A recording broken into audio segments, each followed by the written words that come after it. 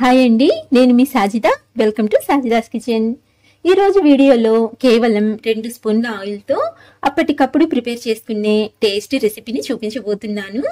దీన్ని మీరు బ్రేక్ఫాస్ట్లోకి ప్రిపేర్ చేసుకోవచ్చు, లేదా నైట్ డిన్నర్లోకైనా చాలా ఈజీగా ప్రిపేర్ చేసుకోవచ్చు. చాలా బాగుంటుంది.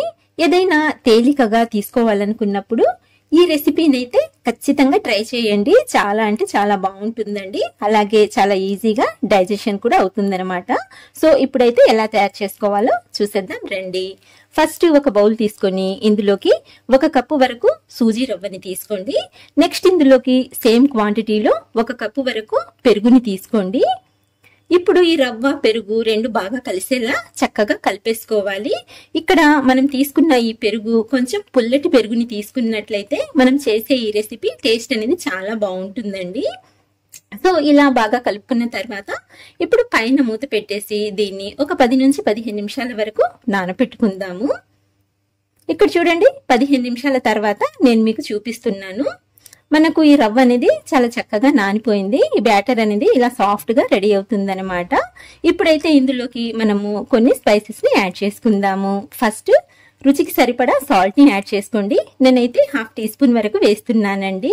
నెక్స్ట్ ఒకే ఒక పచ్చిమిర్చి, అలాగే 1/2 ఇంచ్ అల్లాన్ని ఇలా క్రష్ చేసి వేసుకోండి, లేదా సన్నగా కట్ చేసి అయినా వేసుకోవచ్చండి. ఇప్పుడైతే 1 టీ స్పూన్ వరకు నిమ్మరసాన్ని యాడ్ చేసుకోండి. నెక్స్ట్ 1 టీ స్పూన్ వరకు ఆయిల్ ని కూడా యాడ్ చేసుకోండి. ఈ ఆయిల్ అనేది ఫ్లేవర్లెస్ ఆయిల్ ని వేసుకోండి, అప్పుడే టేస్ట్ అనేది చాలా బాగుంటుంది అనమాట. నెక్స్ట్ సన్నగా తరిగిన కొద్దిగా కొత్తిమీరని కూడా యాడ్ చేసుకొని ఇప్పుడు ఇవన్నీ ఇందులో బాగా కలిసేలా చక్కగా కలిపేసుకోవాలి. ఇలా విస్కర్ తో అయినా సరే, లేదా స్పూన్ తో అయినా సరే, దేంతో అయినా సరే ఒక 2 నిమిషాలు బాగా బీట్ చేయండి. అన్ని చక్కగా కలిసిపోయేలా ఇలా కలుపుకొని కన్సిస్టెన్సీ చెక్ చేసుకోండి. చూడండి, ఇది మనకు కాస్త థిక్గానే ఉంది, అందుకని ఇందులో నేనైతే కొద్దిగా వాటర్ని యాడ్ చేస్తున్నాను. ఇలా వాటర్ని పోసుకొని ఇంకొకసారి బాగా కలపండి. మనకు ఈ కన్సిస్టెన్సీ ఎలా ఉండాలంటే మరి పల్చగా ఉండకూడదు, అలాగే థిక్గా కూడా ఉండకూడదండి. మనం ఇడ్లీకి ఎలా అయితే పిండిని కలుపుకుంటామో ఆ విధంగా పిండిని అయితే కలుపుకోవాలి. ఇక్కడ నీళ్లు ఎంత పడతాయో కరెక్ట్ గా చెప్పలేమండి, ఎందుకంటే మనం తీసుకున్న పెరుగు, గడ్డ పెరుగు అయితే నీళ్లు కొంచెం ఎక్కువగా పడతాయి. ఒకవేళ పెరుగు కొంచెం పల్చగా ఉన్నట్లయితే నీళ్ళు అనేవి కొంచెం తక్కువగా పడతాయి అన్నమాట.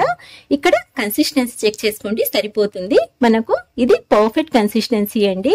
ఇలా కలుపుకున్నట్లయితే మనం చేసే రెసిపీ కూడా చాలా పర్ఫెక్ట్ గా కుదురుతుంది అనమాట. సో ఇలా కలుపుకున్న ఈ బ్యాటర్ ని ఇప్పుడు మనం పక్కన పెట్టుకొని ఒక ఇలాంటి కేక్ ప్యాన్ ని తీసుకోండి. మీ దగ్గర కేక్ ప్యాన్ లేకపోతే ఏదైనా ప్లేట్ నైనా తీసుకోవచ్చండి. ఇప్పుడు దీన్ని ఇలా ఆయిల్ తో గ్రీస్ చేసి పెట్టుకోవాలి. ఇలా బాగా గ్రీస్ చేసుకుని పక్కన పెట్టుకోండి. ఇక్కడ చూడండి, ఈ అన్నం తినే ప్లేట్ నైనా తీసుకోవచ్చండి, ఇందులోనైనా సరే చాలా చక్కగా ప్రిపేర్ చేసుకోవచ్చు.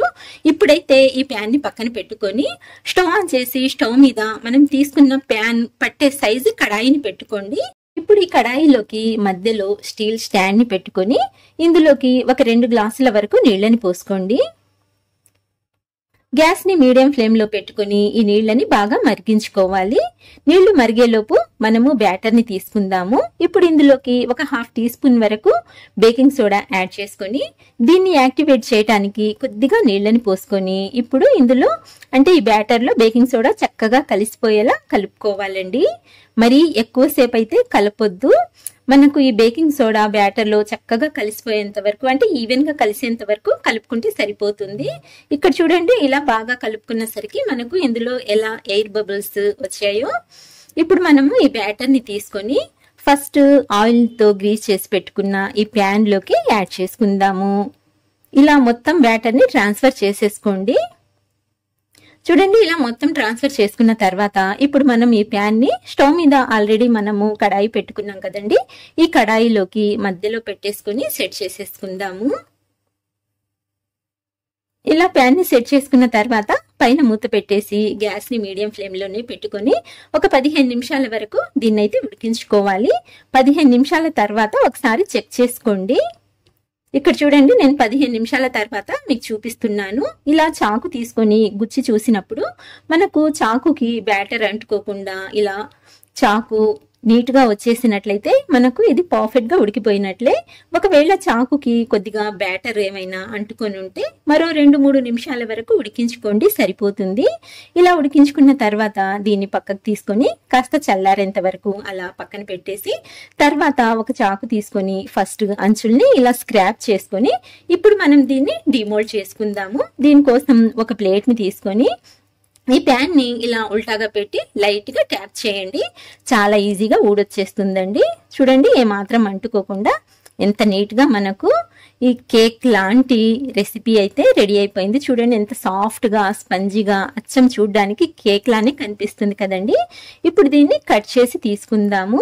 ఇక్కడ మీకు నచ్చిన విధంగా కట్ చేసుకోవచ్చండి. నేనైతే సింపుల్ గా ఇలా కట్ చేస్తున్నాను. ఇలా కట్ చేసుకున్న తర్వాత స్టవ్ మీద వేరొక ప్యాన్ పెట్టుకొని ఇందులోకి 1 టేబుల్ స్పూన్ వరకు ఆయిల్ ని వేసి ఆయిల్ ని బాగా వేడి చేసుకోండి. ఆయిల్ వేడైన తర్వాత ఇందులోకి 1/2 టీ స్పూన్ ఆవాలు అలాగే కొద్దిగా కరివేపాకుని వేసుకొని ఇవి కాస్త చిటపటలాడేంత వరకు ఫ్రై చేసుకున్న తర్వాత ఇందులోకి 1 టీ స్పూన్ వరకు నువ్వులు అలాగే ఒక 2-3 పచ్చిమిరపకాయల్ని ఇలా నిలువుగా కట్ చేసుకుని వేసుకోండి. ఇప్పుడు ఈ పోపుని కాస్త ఫ్రై చేసుకోండి.